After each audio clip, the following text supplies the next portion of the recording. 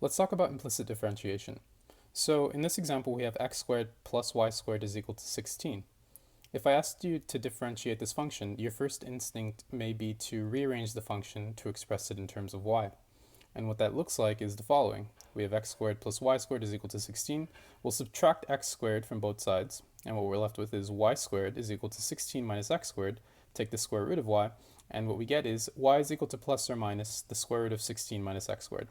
Now, this is problematic because if we're trying to express the derivative of this function, we have to consider both the positive and the negative cases, which would mean that we'd get two different functions for our derivative. And we want to avoid that.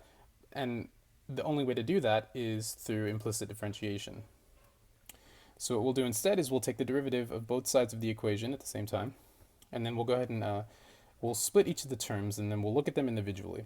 So when we take the derivative of x squared, we're left with 2x using the power rule.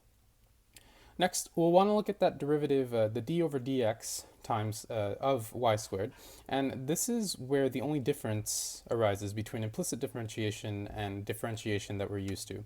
So we're going to use the power rule like we're used to using, except in this case, we're also going to attach a dy dx next to it.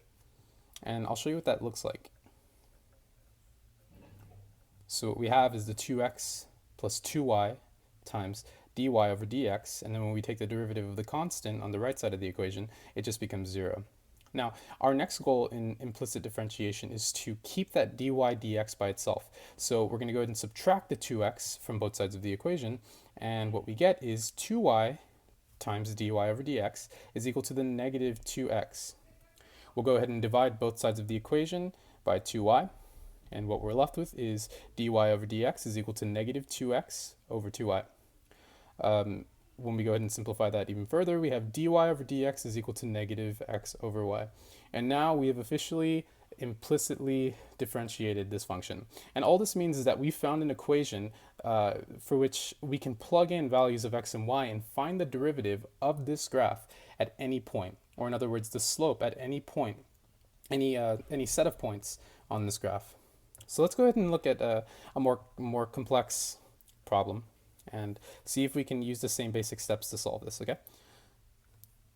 So in this example, we have x cubed times y to the fifth plus 3x is equal to 8y cubed plus 1. Now, we're going to follow the same general steps that we used in the last problem, which means no algebraic manipulation yet. We're just going to go ahead and run through this and take the derivative of both sides. Now, when we do that, what we have is the derivative of x cubed times y to the fifth plus the derivative of 3x is equal to the derivative of 8y cubed plus the derivative of 1. And what we notice here is that we have a product rule with the x cubed and times y fifth, and we have to use the same rules that we would normally use, except anytime that we take the derivative of y, we have to keep in mind that there's also a dy over dx attached to it. So when we simplify this, what we get is the product rule.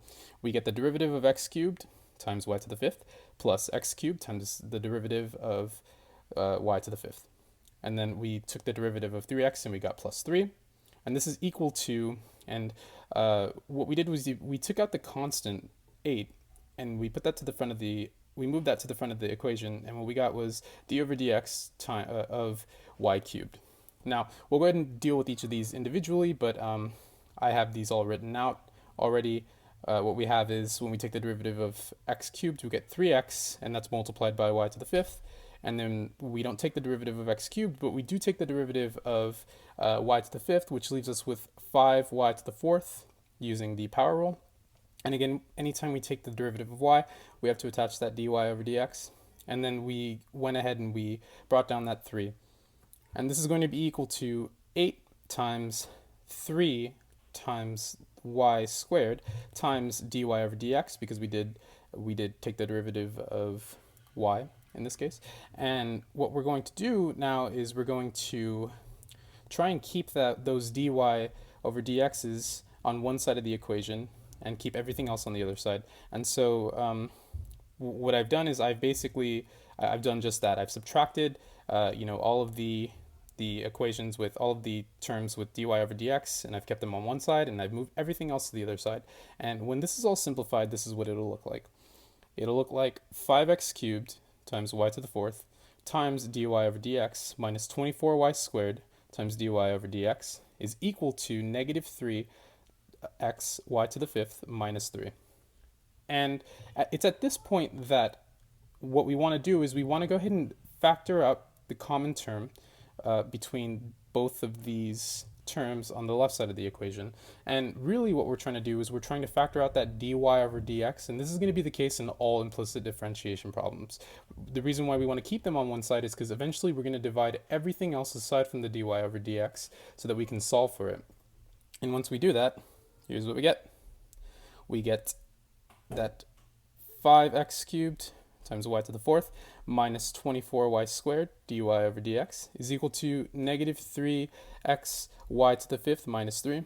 And as I've said, we're basically going to divide everything that isn't the dy over dx on both sides of the equation so that we can solve for that dy over dx. And what we get is the following. We get that dy over dx is equal to negative 3x y to the fifth minus 3 over 5x cubed times y to the fourth minus 24y squared.